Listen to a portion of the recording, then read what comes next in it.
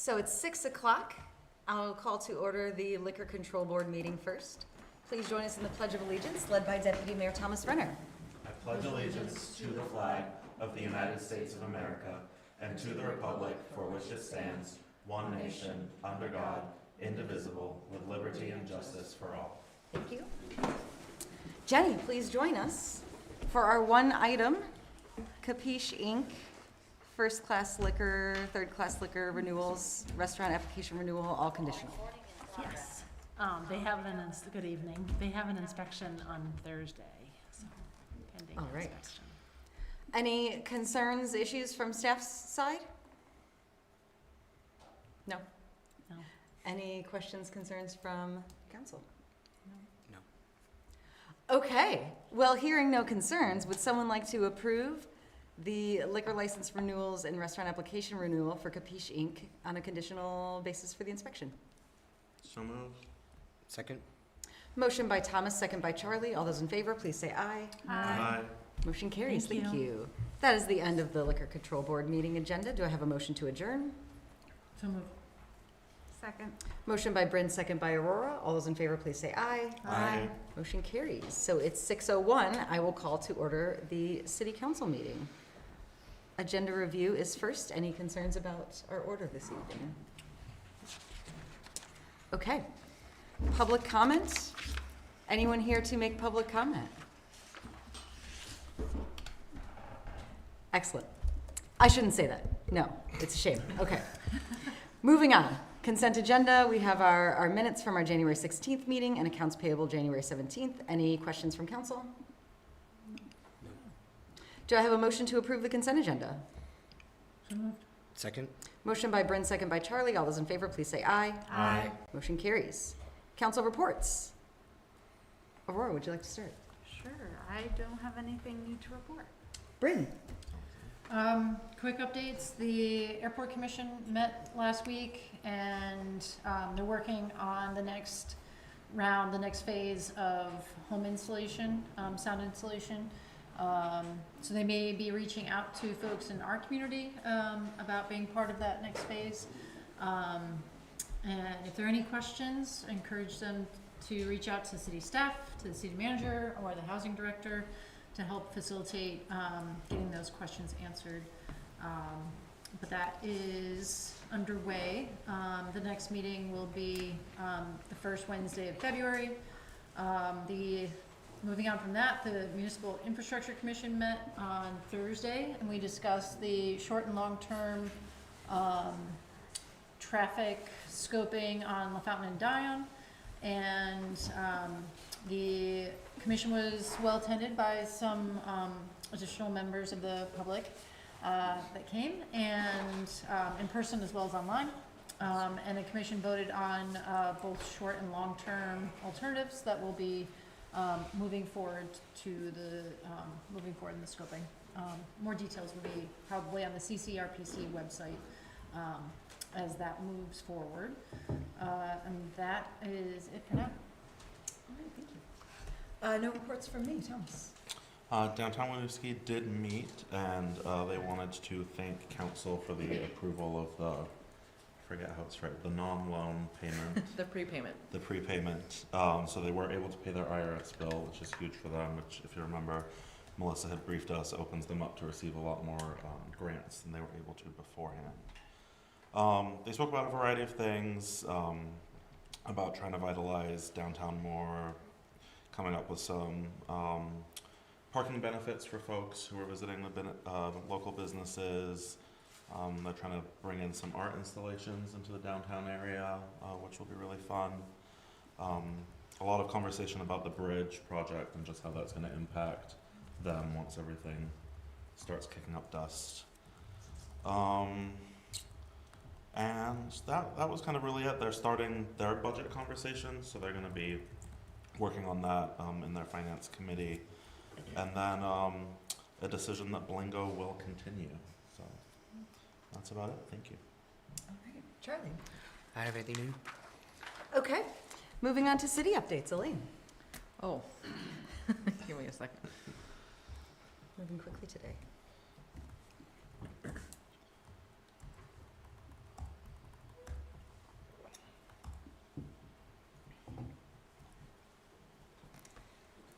So tonight's fiscal year 2025 budget meeting will include the final budget vote and public hearing, but this isn't your last opportunity to learn about the budget. The city and school budget presentation community dinner is on Monday, February 29th at 4 p.m. at the O'Brien Community Center. There will also be a Town Meeting Day annual budget presentation that will be on Monday, March 4th at 6 p.m. at the Winooski School District Performing Arts Center. Residents can go and view any of the presentations from previous meetings from council on the budget or a meeting recording by visiting the budget page at winooskivt.gov/FY25, as in fiscal year, or email budget@winooskivt.gov if you have any questions. Speaking of Town Meeting Day, there are many local official office positions to run for this year, including mayor, city councilors for 2 seats, school board trustees, 3 seats, and a Champlain Water District representative. As a reminder, all legal residents, regardless of citizenship status, can run for these positions and vote on them, at least on the city and school items during the election. Also the Champlain Water District position. To run, you must file a consent of candidate form and petition with a minimum of 30 signatures by 5 p.m. on Monday, January 29th, 2024. Visit winooskivt.gov/townmeeting to get started, or stop by the city clerk's office for assistance Monday through Friday from 8 a.m. to 4 p.m. The Town Meeting Day election will take place from 7 a.m. to 7 p.m. at the Winooski Senior Center. Early and absentee voting will be available as always. Learn how to register and find helpful voting resources at winooskivt.gov/vote. And finally, the Vermont Agency of Transportation and the cities of Burlington-Winooski are hosting a project update meeting for the Burlington-Winooski Bridge Replacement Project tomorrow night, January 23rd at 6:30 p.m. at the Winooski School District. To learn more about this project, visit burlington-winooski-bridge.vtransprojects.vermont.gov or simply Google search for Burlington-Winooski Bridge. All right, thank you. We are on to our regular items. First is A, on for discussion, the fiscal year 2023 audit report. Welcome, Angela. Unfortunately, our auditor, John Boulay, was not able to join us tonight. He unexpectedly had to travel for work, but he will come to present at a February meeting the formal presentation of the audit. I can tell you that audit fieldwork was completed in October. Staff completed the financial statements and sent those off to the auditor just before Thanksgiving. We received our final audit on December 22nd, and it is an unmodified opinion, which is a clean audit. There are no findings or recommendations at this time. That's excellent news.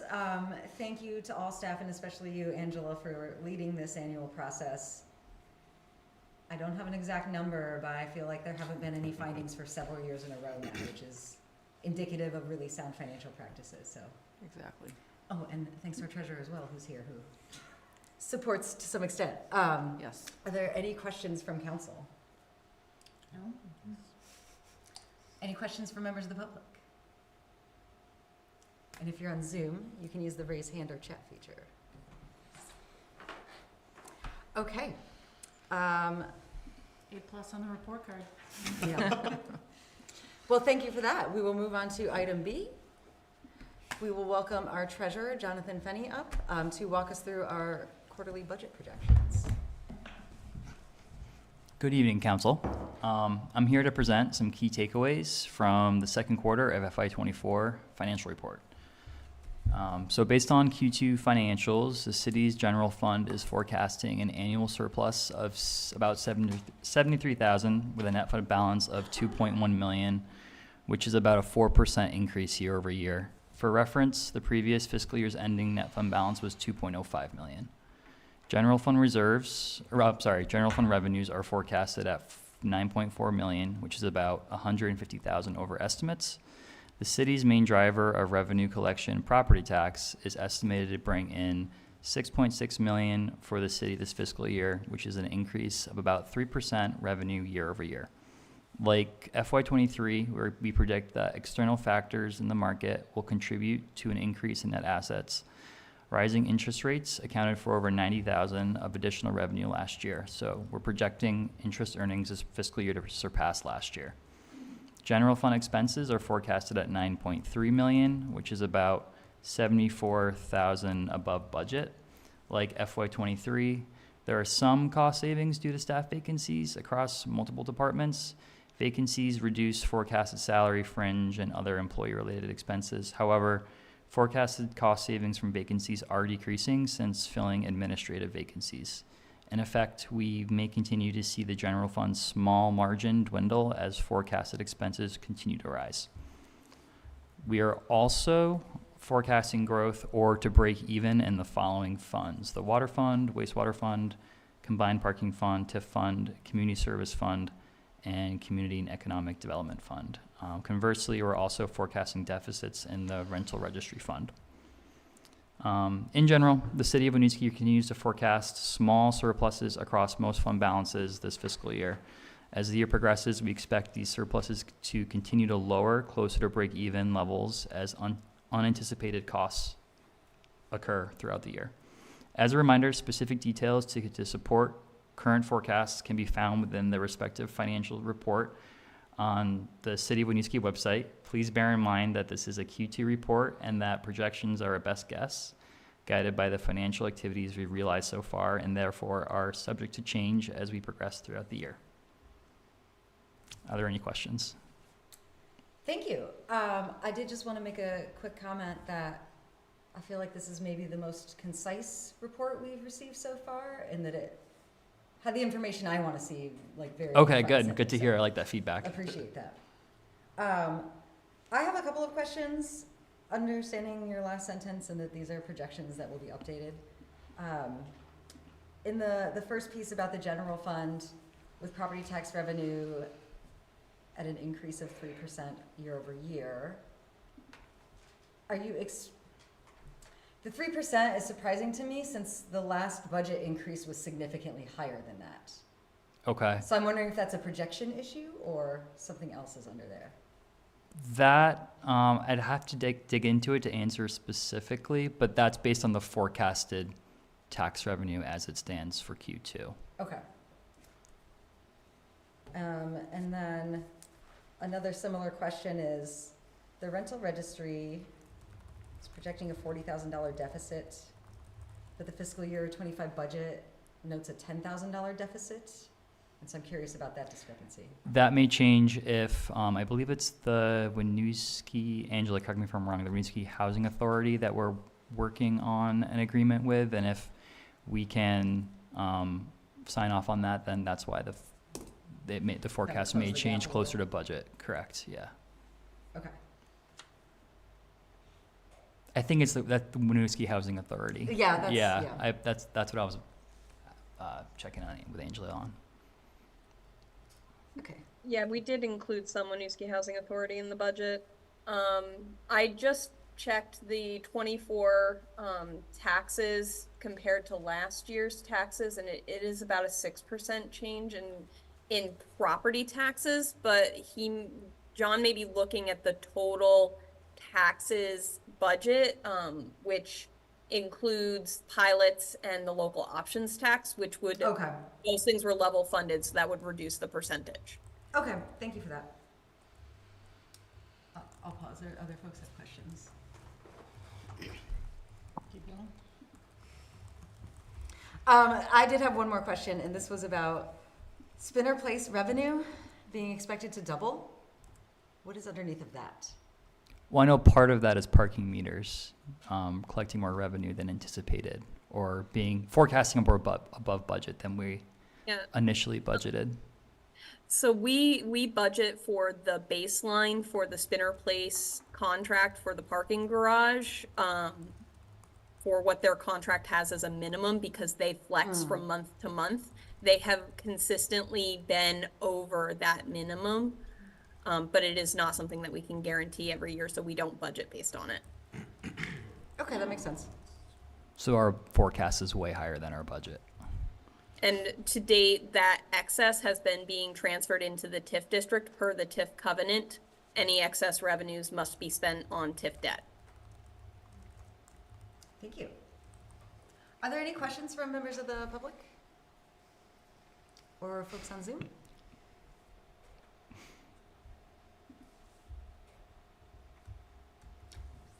Okay, Thanks, guys. thank you so much, Jonathan. So we will move on to item C. Just a moment. Okay. A public hearing has been noticed for the consideration of the proposed FY25 budget and capital plan across all funds. At this time, I would like to open the public hearing and take comment from members of the public. Unless, Elaine, you wanted to do any, summary first. No, I'll have some remarks for the next item. Okay. Did anyone here come to make comment on the fiscal year 25 budget? Please join us. I don't see anybody else. If you would, please introduce yourself. My name's Robert Lloyd, and basically I don't know, I feel I'm being taxed out of my house. Okay, when I first bought my house in 2020, my taxes were $1,100. My taxes are now $7,100.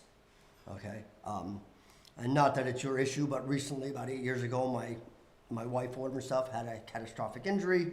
She's now on disability. So basically, I lost 30% of my income, okay? And I really, personally, to one point, I had gone to the school budget meeting to find out what was going on. And I was really pleased to hear that with changes that are being made, that the school budget was not going to increase.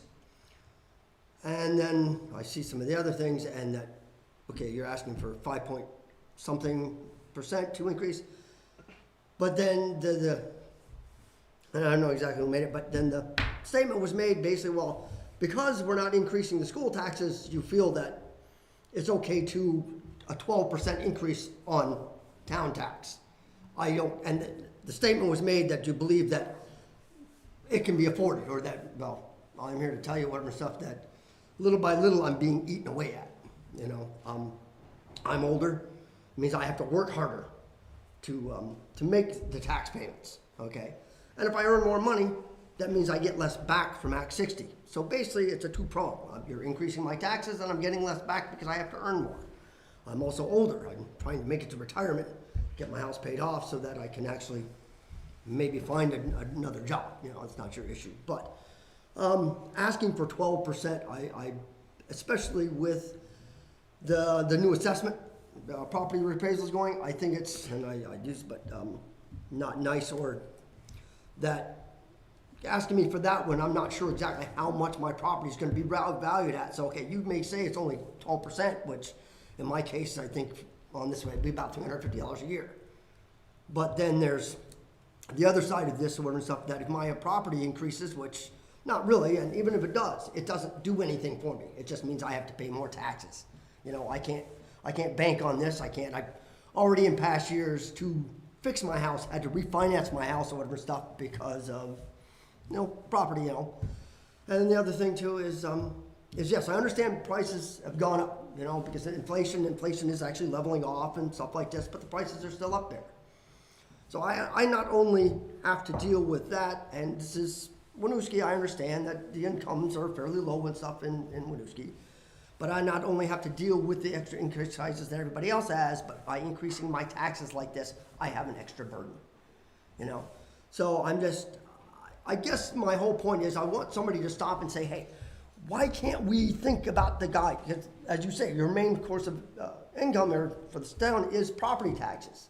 When does somebody stop and say, hey, when have we asked these people to pay too much? Or maybe not. Because like I told you, my fiance, my wife has that, so I lost 30, I had to tighten my belt. Why? I don't feel like it's unreasonable for me to ask other people to tighten their belts. Now, and some of the things that I was looking at, the fire department, you're asking for one, that I'm great with. Certain things are fine. And some of the community aspect of things, I'm getting to the point where you're paying so much that I try to give, don't get me wrong, you know, when the Hawaii, when the fires were on, I gave. When there was floods up in Montpelier, I gave. You know, I feel, you know, that I'm well enough and that I make enough that I do better than other people, you know, so why not give and help them out? But I feel like I'm being made to push to a point where I have to make a decision that it's being, you know, taken from that. The decision of who I give and who I help is being taken away from me.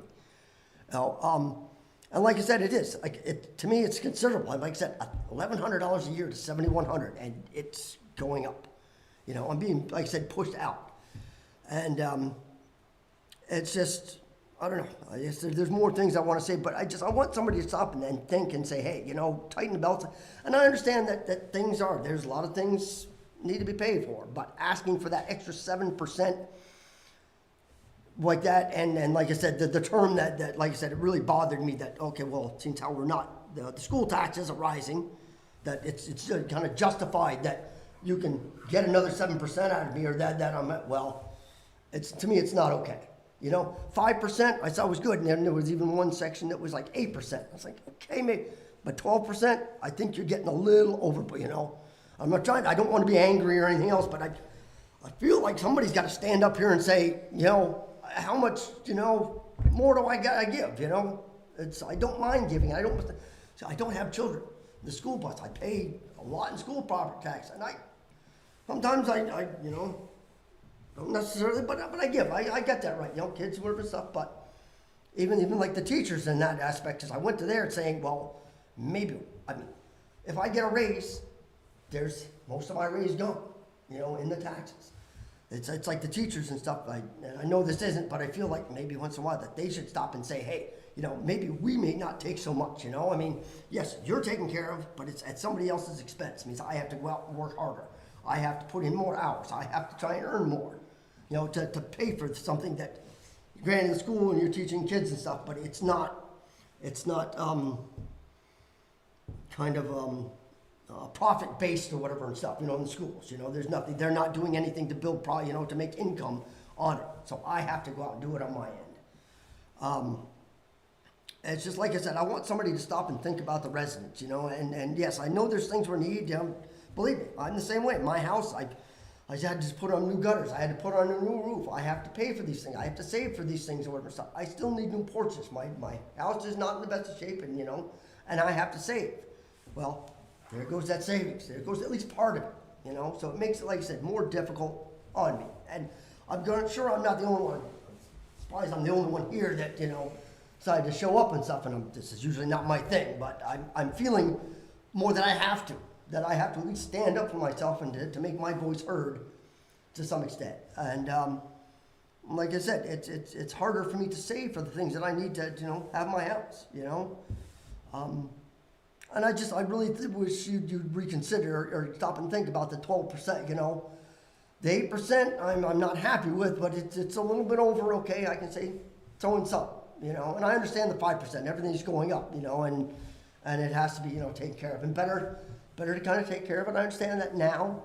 And to say before things, you know, I'm that kind of person where I use up whatever right to the end till I can get no more use out of it, you know, and then I go get something new.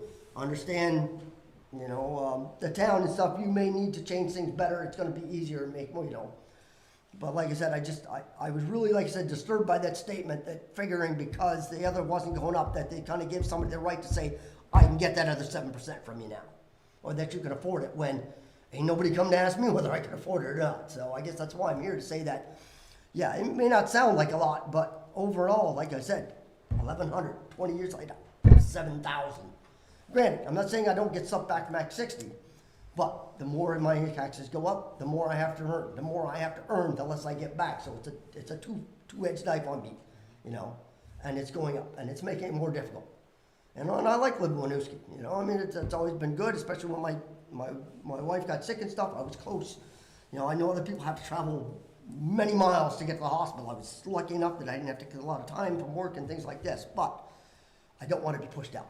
I don't want to be forced out, you know. If I leave, I do it on my own, not that I can't afford it anymore because somebody's not saying, hey, gee, you know, somebody else is paying. And the community programs and stuff, it's all fine and dandy, but I may wind up being one of the ones, because I don't use them. I don't use the food shelf, I give to the food, the food shelf and stuff like this, I give to these programs. I feel like I'm getting to the point where I may be one having to start turning to these programs, and then who's gonna, then you're gonna need more money for them, rather than keeping me off these programs to let somebody else that needs it more than I do. And like I said, I've got no problem giving, just when is it enough? When is, it's like, I'm feeling it's becoming a bit too much, that you're asking a bit too much of me. That's really all I have to say. Well, thank you for taking the time to come in. Thank you. We have heard some similar comments, at least via email or like privately. Okay, good. I'm glad to hear that. Like I said, I kind of hope there'd be more people here Yeah. to just, to voice their opinions. But thank you. You're welcome. Is there anyone online who wanted to make public comment about the budget?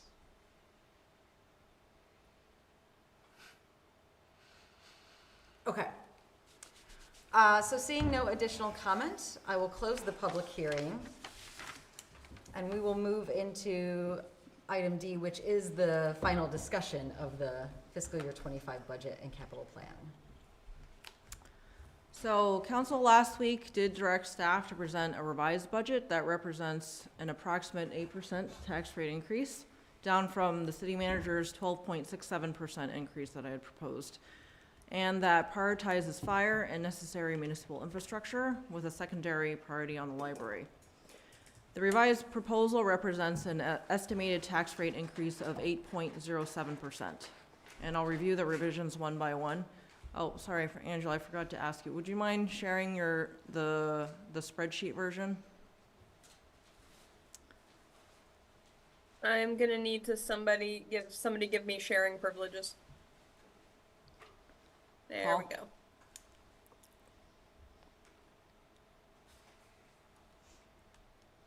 This is Awesome, thank you. the spreadsheet. So again, I'll go over the revisions one by one. Maybe increase it so that just prioritize column A. I'll be explaining column E, so we don't need to see that. Can you make it a little bigger?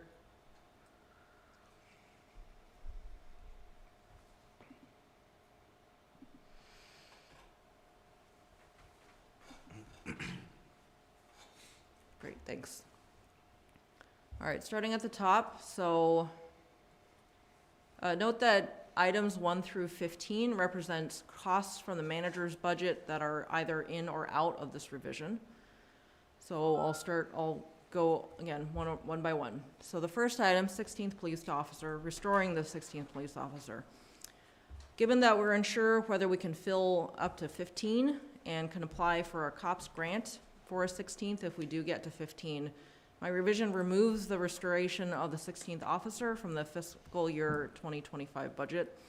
To be clear, we do still need the 16th position to ensure that we don't overwork who we do have, as we have been for some time overworking them. Whereas community policing, which is the style of relationship-first policing that Winooskians have told us that they do want, that does take time. Vacancies are not uncommon given the climate for the profession nationally and locally, and having 16 will allow us to be at a manageable 15 or 14 when we're down from vacancy and or an outage, which is not uncommon, rather than 13 or 12, which is very difficult on officers who are on shift for sometimes 18 to 24 hours. The second item is the password manager. That is, I've left that out. It's the current condition, so there's no change to operations. There's a potential security risk, but I deem that fairly low. So felt comfortable leaving that out. Traffic calming, staff had proposed this to be responsive to the resident concerns that we had heard, but this is an aspect of municipal infrastructure investment that we can delay with less consequences than some of the other items that are still in. 4 and 5, fire department wage increase from minimum wage, which in Vermont for calendar year 2024 is $13.67 to increase to $15 an hour, and adding an evening fire captain. Those two items, these are reflecting council direction to prioritize fire, and it's not changed from the city manager's budget. Number 6, equity funding increase that was in the city manager's budget was removed. This does not mean we are stepping down our commitment to equity. We have been ratcheting up our commitment since Yasmin's departure, best we could without that expertise of an equity director. There are still funds remaining for equity with this change. Line 7, senior center is staying at 3/4 time, so that's a removal from my budget. Number 8, the second part-time circulation assistant for the library stays in per council direction. Number 9, Winooski Valley Parks District stays at a $1,000 increase in this revision. Line 10, or number 10, we've left the rental registry and the general fund in this revision so that the true costs of this important service are visible. We did add, under item 21, near the bottom, revenue that I consider very likely that would offset this estimated deficit. That revenue would either come from short-term rental fees or from an increase to fees paid by Winooski Housing Authority. Both are still pending, but as I think both are likely, budgeting an offset is conservative. Item 11, an increase to the capital budget for what is necessary in fiscal year 2025, again according to council direction. That includes an increase for streets and sidewalks over historical. The normal amount would have been about $100,000 to $140,000. This year's budget is for $255,753. Note that in years past, the Public Works Director has budgeted for streets and sidewalks with what was available after all other necessary expenses. This is because streets and sidewalks are a more scalable expense compared to fleet or equipment replacement. That is usually the other items in the capital budget. But this has made the maintenance backlog in streets and sidewalks worse. So this is the emphasis on municipal infrastructure that council requested. Note that the usual amount that is put away for capital includes the scheduled police cruiser replacement and the public works garage required boiler replacement. Additional debt is in for a small 2012 dump truck and engineering for the Burlington-Winooski Bridge project. Note there are other necessary municipal infrastructure capital investments for fiscal year 2025, but they're being paid for from reserves, not the budget, so it doesn't affect the tax rate. Item 12, use of undesignated reserves for street work was removed to preserve undesignated capital reserves in case of a project overage. Number 13, Riverwalk capital needs study was removed to reflect what isn't necessary for fiscal year 2025. Number 14, snow and ice brine making equipment is not actually necessary for fiscal year 2025, but I've left it in because it will save money within an estimated less than 5 years. However, it is something you could remove for an additional change to the tax rate downwards.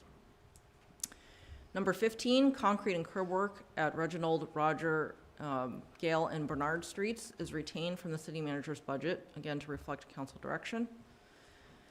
Number 16, as I alerted council by email, Green Mountain Transit lately told us their board approved a budget that represents a 9% increase for Winooski on their assessment, which we have very little, if any, power to change. So that is in this revision. The remaining items, number 17 through 22, are savings or revenue changes from the city manager's proposed budget that contribute to the around 8% goal. Number 17, savings from staffing turnover. We had a very long-serving employee retire in the last month, so that creates cost savings as a new employee hired to replace them will start at a lower wage. Number 18, as the Community Services Director noted during his presentation, we updated staffing projections from the Thrive program, and it turns out we can budget less for fiscal year 25 than we thought we needed to when that budget was being developed and when we had less data to go on. So there's some savings to the budget there. Number 19, my contract includes a wage increase for cost of living and step increase. This revision eliminates those for savings and wages as well as wages-based benefits, and that's about 16% of the total number. Number 20, regional dispatch admin funding is still in there to ensure that we have something available to help address staffing-related issues that regional dispatch is supposed to address, whether or not regional dispatch advances in fiscal year 2025. Generically, the solutions to those include staffing and technology. For technology, that would be computer-aided dispatch software. Although such systems are expensive enough that we would not likely purchase that ourselves, On our own, it is possible that Winooski could share in another municipality system in fiscal year 2025. Number 21, I already talked about. And then number 22, Angela and I recently made progress with Halkeen on keeping up with their payments. So we increased the budget from a partial to a 100% payment from them. And I'll note to the Deputy Mayor's comments last week, given that we were able to get to around 8% without adjusting when positions start during the year or their weekly hours, we have not tinkered with those. Are there any questions on these changes? Thank you for walking through that very clearly, and to you and the full team for making adjustments based on our direction last week. I would say, like, let's first do questions before we get into the approval and support part of the discussion. How much is the other regional dispatch line item? Like what we would be paying into that? Because that's not our only regional dispatch item. What do you mean other? Because we would have paid into it yearly, correct? We weren't planning on that for FY25, no. Okay. Are there any other regional dispatch lines? No, Okay. not in this budget, no. Okay. This proposal does still include that 79,000 remaining in the professional services budget for the police department.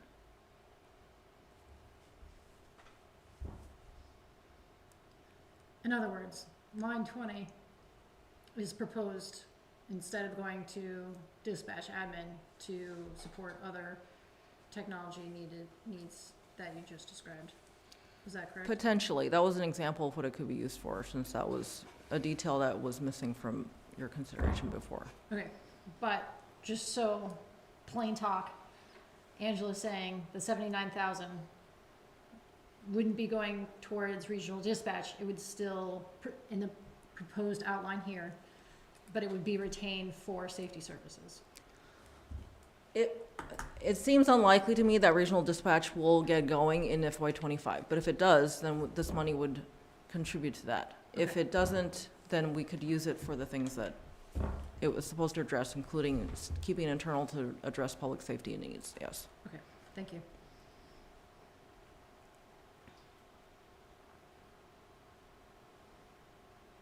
Am I understanding you have removed your own wage increase Yes, fully? yes, You've level funded yourself. correct, by amount.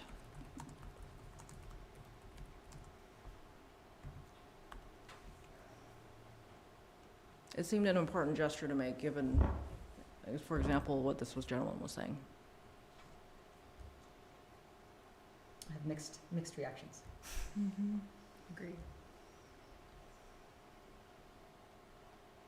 Are there other questions about the content?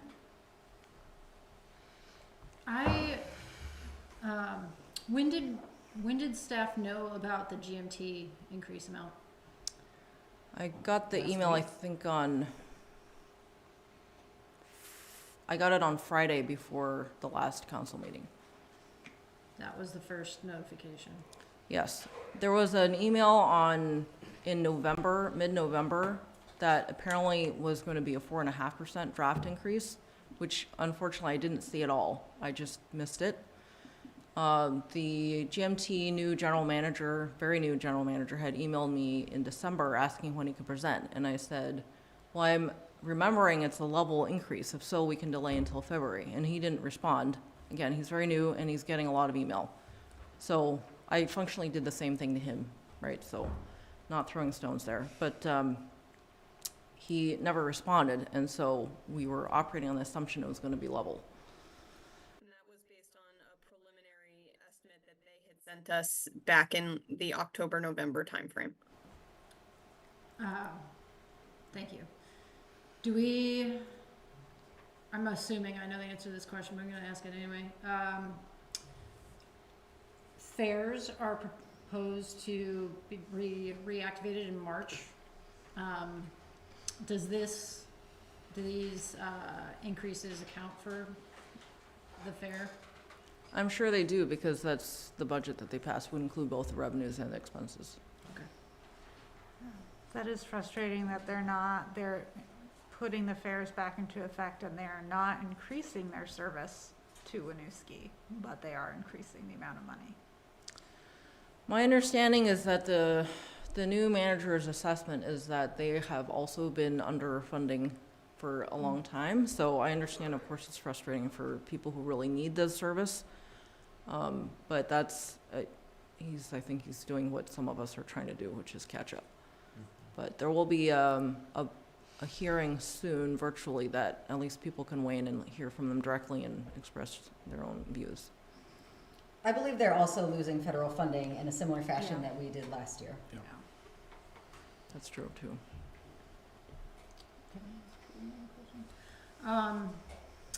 For line 12, the street work, so it's mentioned that that is proposed to be removed because that's considered scalable.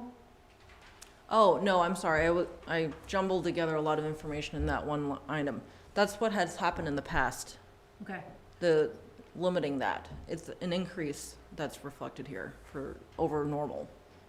Line 12 was a proposed use of the remaining $9,000 of reserves that are undesignated to offset some of the additional costs. It was something that I strongly recommended against doing because we do often have projects that have cost overruns, and the only source to cover cost overruns is the undesignated fund. okay. Yeah, because it seems like I would have expected street work to be more than 9,000, so that was a little confused by that line item. Yeah, sorry, I just answered the question for 11, not 12. So Angela, answer your actual question. I just wanted to thank you for getting to 8.07%, including altering your own salary. It's, as we've been hearing and as we addressed, it was really high, and you came pretty close to what we asked for, so I know that was a lot of work for staff to do that. Yeah, the staff did a lot of work to get there. Are there any other questions from council? I'm curious, unless, do you have any questions, John? Line 21, feels that, like, what's the probability of that? I know it's included here, but it feels like the probability is less than 50%. Are you talking about short-term rental and Winooski housing? Yes. So I think based on what you saw before, I wouldn't blame you for thinking that. We have met with, and we're still in discussions, Okay. but we went down to not inspecting every year as part of the new ordinance. So if not, we are projecting conservatively a $10,000 surplus after contribution, or actually not after, accounting for some contribution to the Housing Trust Fund. So I think with, just on that item alone, I'm feeling pretty confident that we'll realize savings there. And related, there aren't any other fees or fines proposed in this, which has higher probability of happening. Well, I would then call this even more conservative because you haven't considered the other ones yet, so we don't have any sense of where those are going to go. We had a better guess of where your thinking was on short-term rentals, Okay. but we are coming back to you with the fee, or amendments to the fees chapter in February. In addition, I have heard from Ray that his proposed revenues included the estimates that he is incorporating into the fees chapter proposals. Okay. So all of the community services changes are already accounted for in the projections. Okay.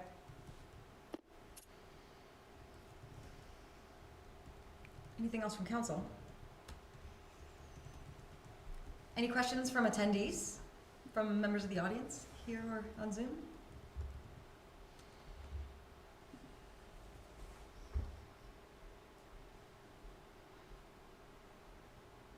Okay. So hearing no other clarifying questions, last week we had a discussion about how much uncertainty there is and how reappraisals are going to impact the education fund side of our tax bills. One of the reasons that we decided to provide the direction to back off on the 12% increase. There's been more information over the past week that gives me concern about excess education spending, so I still don't feel good about that side of things. What I said last week was I don't want to include anything that isn't critical for the next year. And I want the opportunity at our annual strategic prioritization to kind of reset on what we think is critical core service and what we can afford as a community. I don't love having you flatten your wages fully. I appreciate the effort. But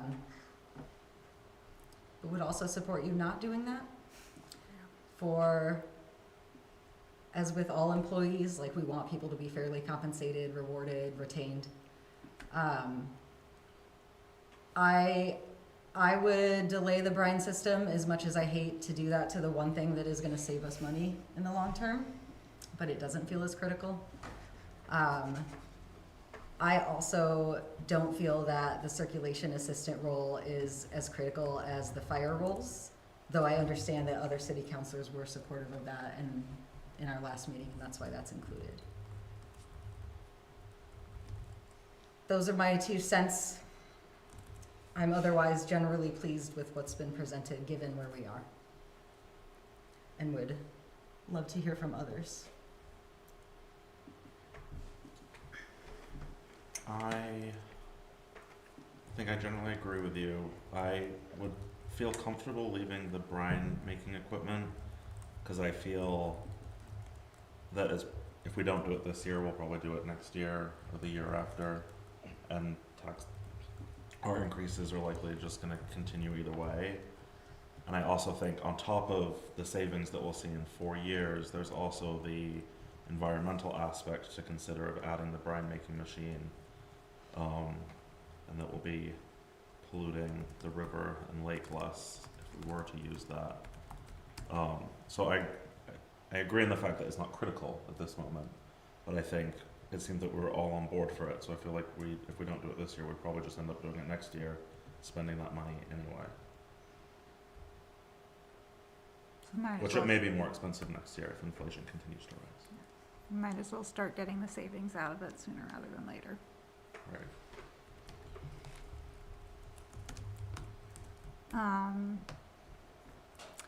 Probably to the surprise of no one, I think we should pause. Let's bring that word back. Let's pause the regional dispatch funding. Because we already put money into it last year, like there is money for this position from last year. So, and thinking about, yes, this is a critical need, but I don't feel like staff has, I'm not convinced that we need that. Staff has not given me the proof where I feel comfortable putting this is a percent. That's pretty much an entire percent on the tax budget for this one item, which is a position that doesn't exist.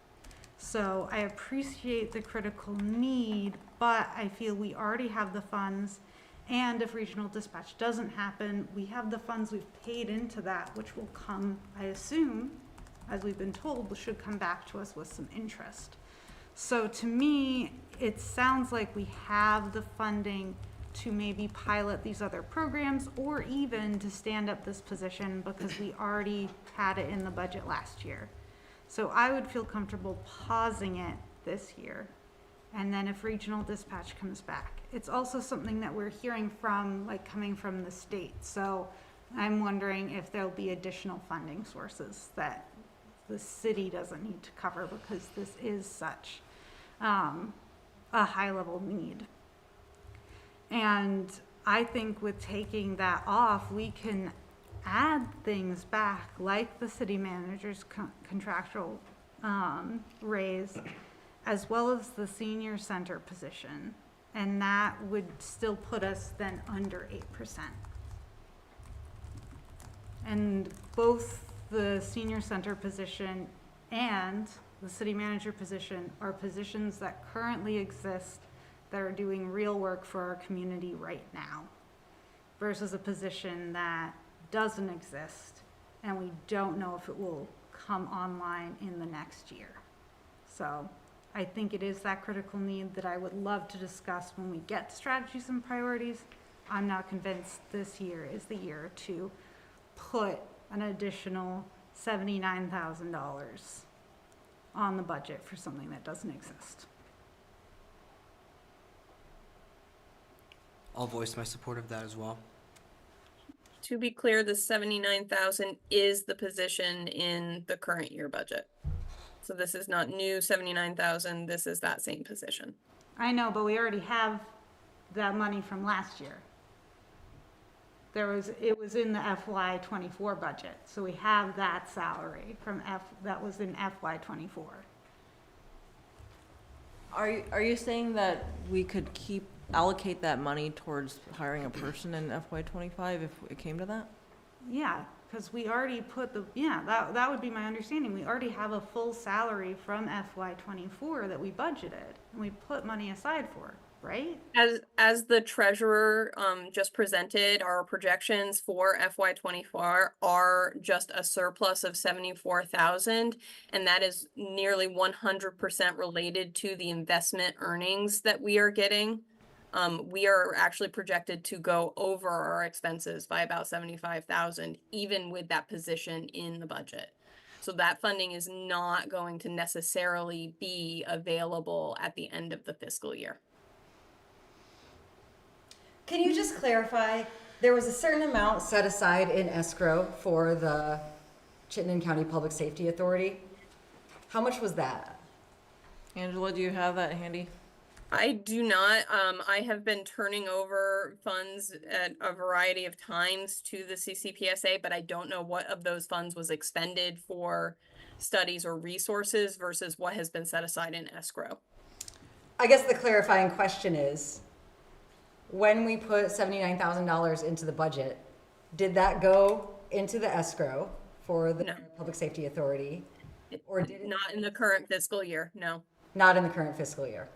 But that money is not unspent, is what you're saying. It will There, not be. yeah, the vacancy savings from PD, the amount that we are having to spend on overtime to backfill all of those vacant positions, hours that they would normally work, are in excess of the vacancy savings, including the amount budgeted for this position. So there's not, the only money that remains is the piece sitting in escrow that we can't use.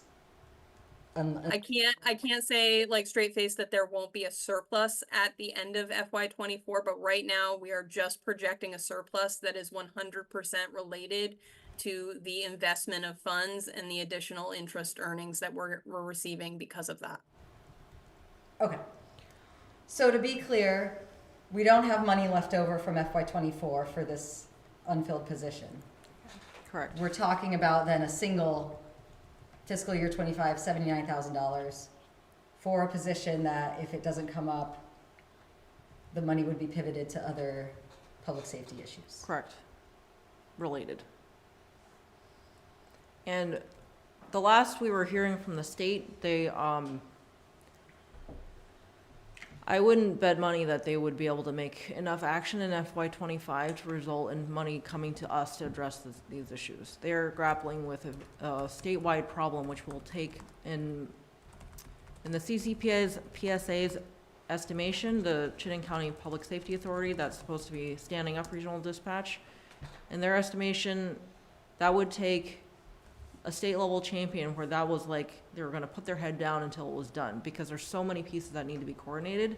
We do not see such a champion surfacing. So it's just feeling less and less likely by the day. We have to keep pushing for it because there's huge issues, but they're so complicated, it's hard to address them. So I know my increase would be a small piece of that, but I would much rather try and save that funding for that than have my increase, because that's how important this is to address in the city. Are you still in conversations with South Burlington about an interim solution? Yes. I would support keeping it in.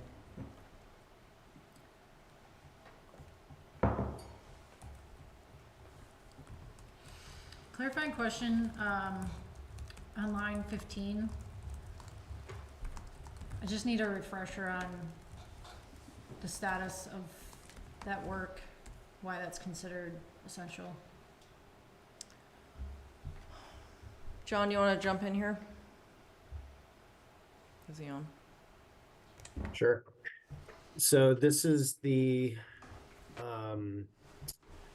street resurfacing work over on the east side of town. We had previously scheduled to resurface these streets in FY23. However, the curbing and sidewalks are in very poor condition. And in order to resurface those streets, it's advised that we replace the curbing. Some of that curbing's not even frankly there. There's like some is missing where it has like a 1/4 inch of reveal.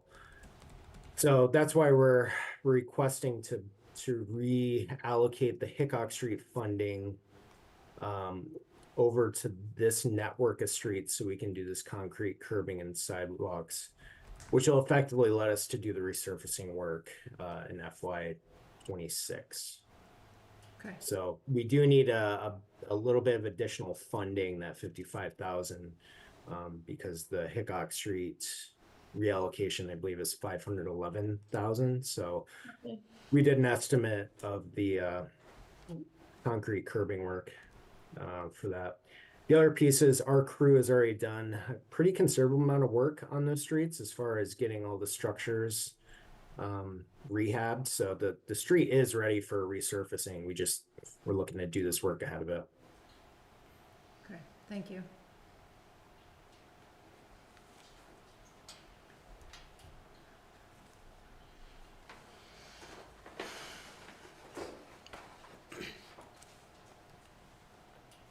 Any other comments?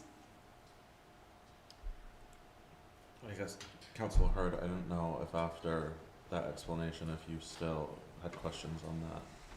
Yeah, I appreciate the additional detail, which I feel like I've been asking for. So I'm glad to finally get it. A little disappointed it's now.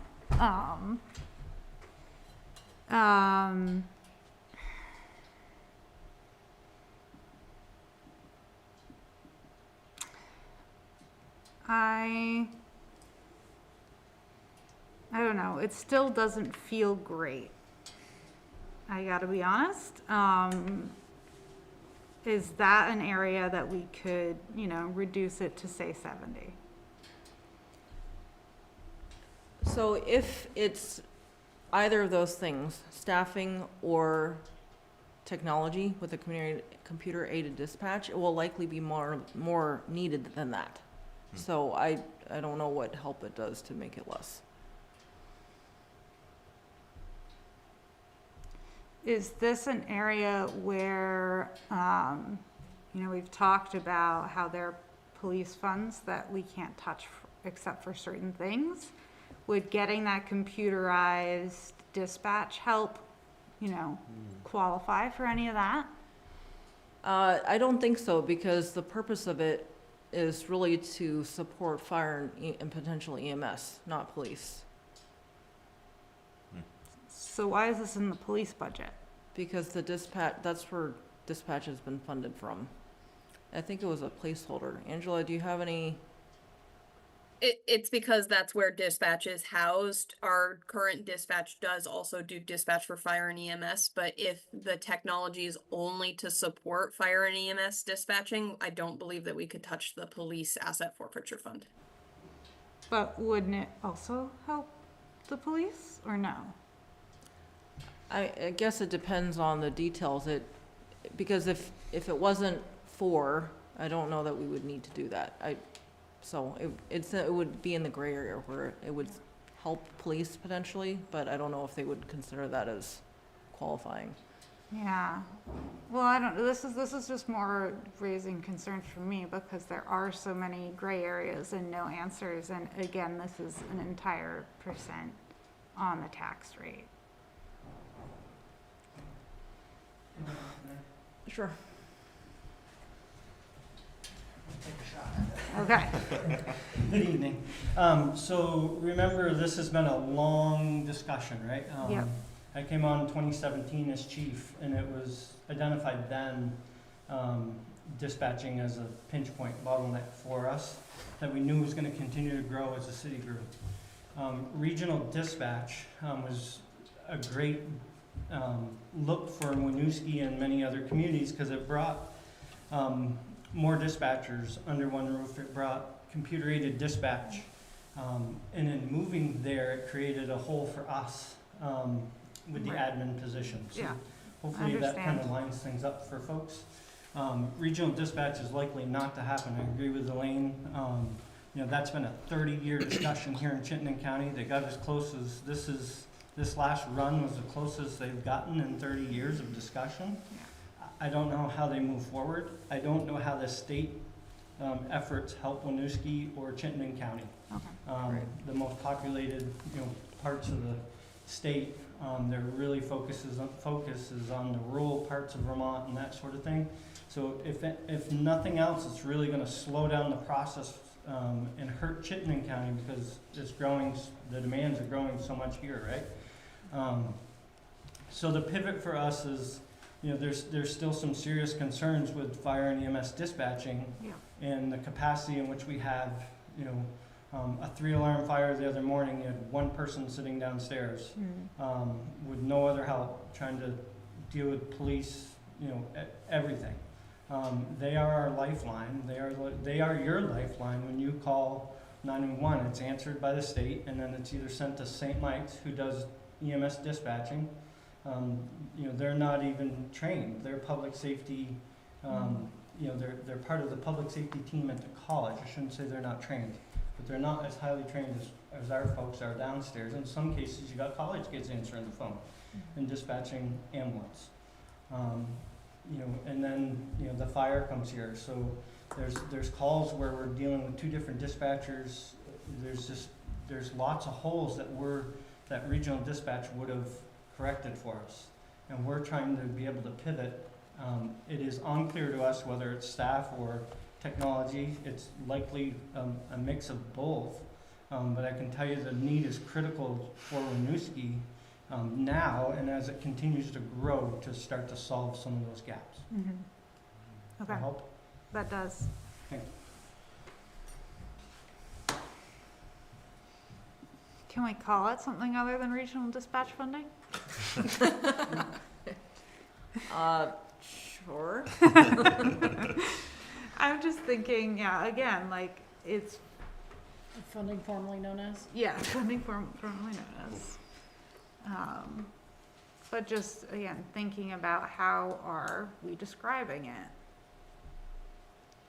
How are we presenting this to voters if they have that question? 'Cause I Sure. had a lot of questions. Yeah, certainly if that's part of the challenge, we could call it something else. I don't know what that does for CCPSA's ability to claim continued support, if Okay. that becomes a possibility. Okay. But, I mean, I can understand what you're asking for. Yeah. All of that clarifying information was really helpful, by the way. You and Chief both, thanks. I'm glad we were finally able to provide it. I just want to share for the record that I feel really uneasy about reducing childcare. It's hard to imagine that the demand is going down or how long it will be sustained for. It feels like if anything is consistent statewide, it's that childcare needs are maxed, and and stressful for families. And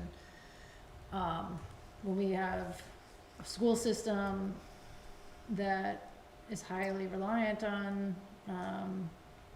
you know, having new families and young families, and I just feel super uneasy about reducing hours on that area. I bet Ray is right there, but to be clear, this was not to be reducing the hours of programming. Yeah, I appreciate that, and I think heard and understood, and definitely agree that childcare is critical, and certainly we are viewing it that way. I think this adjustment is really based on the after-school program, not summer, so I want to be clear, these hours adjustments are based largely on the after-school part of our Thrive service, where again, we've seen numbers drop, we think partially due to the availability of an after-school bus, and for whatever reason, other colleagues around the state who run after-school childcare are seeing a similar trend, where generalized childcare numbers seem to be dropping, specialized programs seem to be super popular, and so I do think the other thing to consider is that there's a 21C program, which we work in partnership with through the school district, and then our recreation programs as well that we run after school. So there are other pieces outside of the Thrive program where those savings were proposed to come from that are kind of supplementing around the edges of that childcare piece. I think the other thing that I would say is that, you know, over time, Thrive in particular is fairly scalable. So we do have some reserves if we suddenly have, you know, a bunch of kids land and need to quickly change course staffing wise. But the advantage is when we do have numbers go up, there's a revenue stream that comes along with those kids. So generally we're able to adjust course, you know, over the course of the year as those numbers go up and down. Okay. So I feel comfortable with that change in the proposed budget, and I don't think that's going to impact our ability to provide great care for the kids that need it and want it. Yeah, I just don't want to make a decision that would lock us into something for a full year when there are a lot of unexpected changes that can happen. Yeah. So, And I do think, I feel confident if, again, we start the year and see numbers are way up, I think our revenues would also reflect that, and so we have some flex to be able to bring staff on, and be staffed up to address that. okay. Can I ask a kind of a follow-up on that? If, say, the 2 other pre-K classrooms go online at the school, that would be a whole bunch more kids that might need after-school care. So unfortunately, our license is only for Okay. K-5, so we wouldn't be So- serving pre-K kids through Thrive at this point. We've talked about it in the past as a concept, but the finances of it have never worked out for us on Okay. paper. So yeah, so that wouldn't impact Thrive as it exists now, unless we expanded the license to include pre-K. Gotcha. Thank you. So, just building on that question, so I appreciate the ability to adapt and pivot and to have some revenues to help account for that. What about funding from the state? So we are looking at, there's a grant that just got announced in early January that we are looking at. The challenge being right now, a lot of the funding streams that are coming through grants in particular are for expansion or for new initiatives. They're not often for kind of base operations. And so generally with those funding streams, if you are going to accept those or go for those, you're going to be proposing to grow or change or do something new. So again, we are looking at that. That was just I think a week or 2 ago that came out from the state. And just to clarify, is that, are those funds coming from the new child care tax? I am not sure, to be honest with you, if Okay. that's where those are coming from, because I know the child care tax is largely supporting the expanded access of subsidy. So the expanded subsidy criteria to allow more families to access that. And so I think the child care tax is helping largely to offset that larger group of Are we folks that are served. anticipating any of that? We are. I mean, we have not really seen that take off yet, but we are certainly hoping that more families will access that system. Okay. But we don't really know exactly what that's going to look like at this point. It's not something we apply for then? So no, in theory, the family is responsible for applying. We do a lot of work with families to support them, though. Claudine in particular, and Zara as well, do a ton of work helping families get through that system. But in theory, that's something that a family applies for independently. Okay, thank you. Yeah.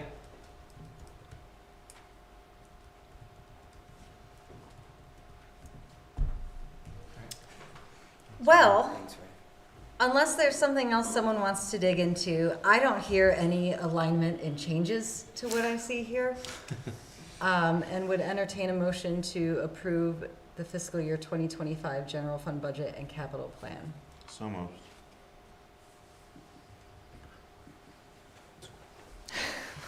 There's a motion on the table. We can have more discussion, or somebody can second it.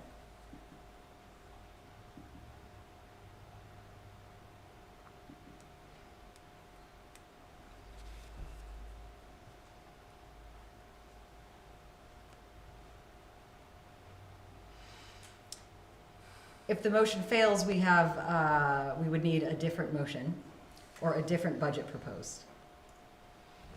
I'm happy to make any changes to this tool that council requests.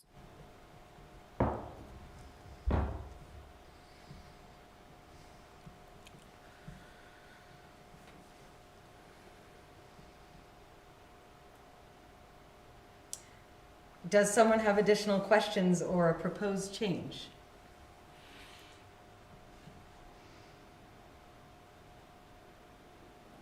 Go ahead.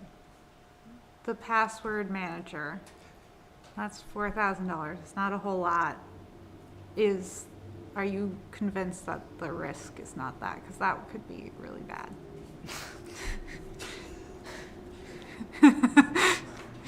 Pinky promise, Elaine, we won't get hacked.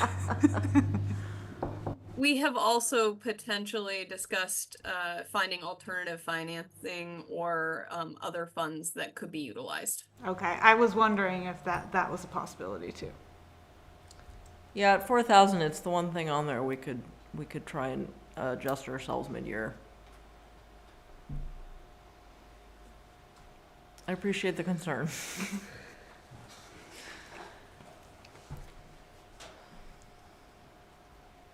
I'm personally just, I'm supportive of an evening captain. I'm not convinced that that needs to be an FTE.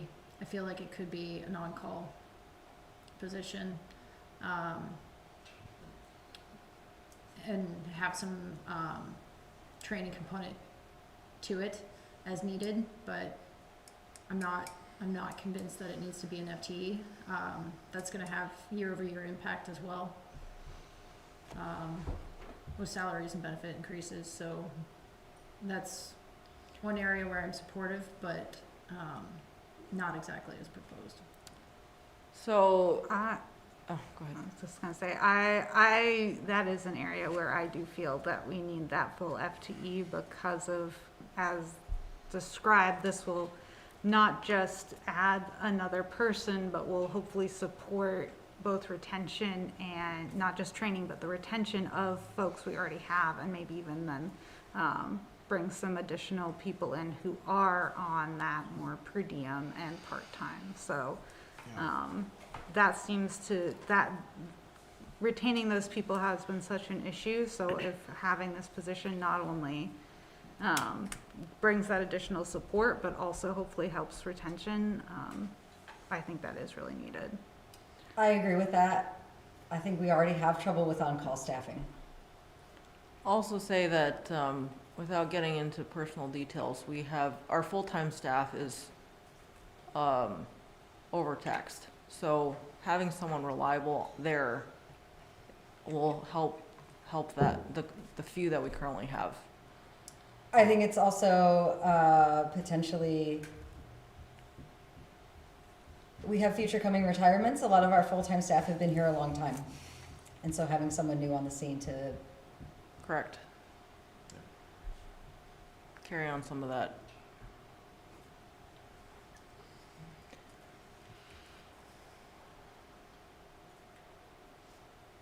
Do you want are there any proposed changes other points of discussion, or does someone want to second the motion?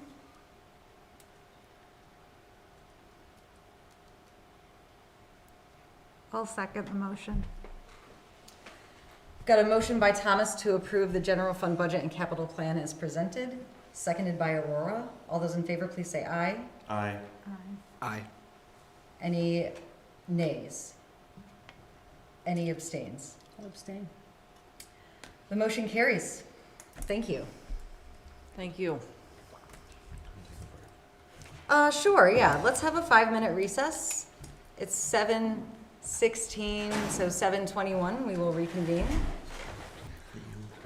I will reconvene us. We are on item E. This is on for discussion or approval, the Burlington-Winooski Bridge Bond Resolution and Warning. I think Angela is kicking us off. I mean, I can, but definitely any project-related questions, I'm gonna be deferring to John Rauscher. So, included in your packet is the language that was drafted by our bond counsel at Paul Franken Collins, Thomas Maloney.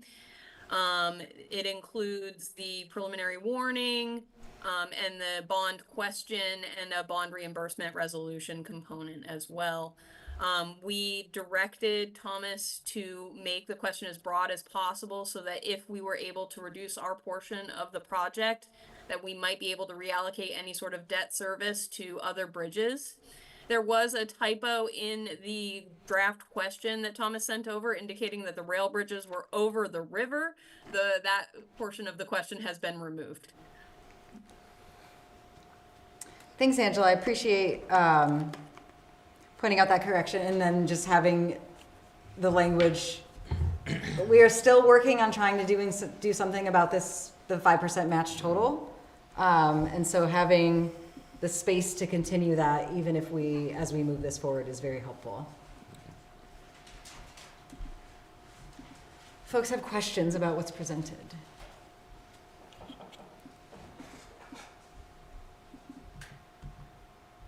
I might remind us all that when this project was presented to us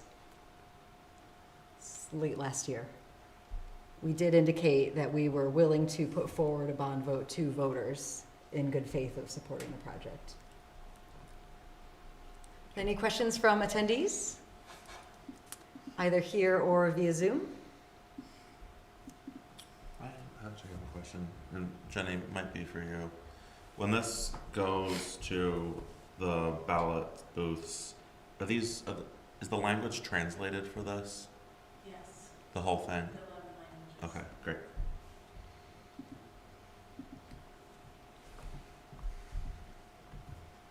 Okay. Hearing no questions, I would invite a motion to approve the Burlington-Winooski Bridge Bond Resolution and Warning. So moved. Second. Motion by Charlie, second by Aurora. All those in favor, please say aye. Aye. Motion carries. Thank you. And thank you to the project team, who I know some are on Zoom. Okay, moving on to item F. This is also for discussion or approval, the reallocation of unexpended Hickok Street bond funds resolution and warning. Again, Angela, you're named first, but we have John as well. Yep, so at the end of the Hickok Street reconstruction project, we had come in well under budget. We borrowed 1.3 million and had just under 600,000 available. That funding has been sitting in a trustee account that we cannot touch unless we are drawing it down either for bond principal payments or capital related costs associated with the project. The only other allowable use is other street reconstruction projects if approved by the voters. One of the things that has precipitated us asking for this reallocation of funding rather than continuing to use it for debt principal is that we have incurred an arbitrage fee. The money has been sitting so long and has earned so much money. We've earned too much money per law. And have to pay a fine, and it would continue to accrue that fine annually as long as it sat there. So we think the best use of the funding would be to put it into construction. And John has recommended using these funds to do that work up on the Gale Bernard neighborhood that we were unable to do last year due to the cost of the funding. That was a project that we were saying would need to be bonded. This way we can use existing bond funds without going out for new. To be clear, yeah, we can't pay bonds back early, and we aren't supposed to be making a profit off of that money, so here we are. Are there questions from council about this one? Great use of the money. Any questions from any public? Okay, does someone want to make a motion to approve the reallocation of unexpended Hickok Street bond funds resolution warning? So moved. Second. Motion by Thomas, second by Bryn. All those in favor, please say aye. Aye. Motion carries. And finally, we're on to item G, on for discussion approval, the town meeting day election warning.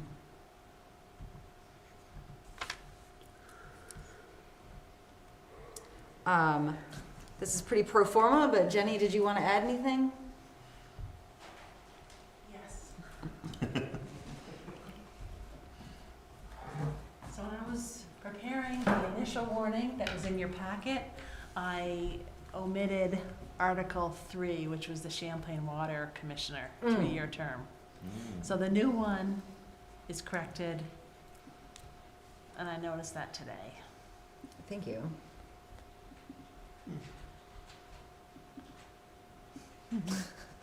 Does the water district commissioner also need 30 signatures? Yes. What?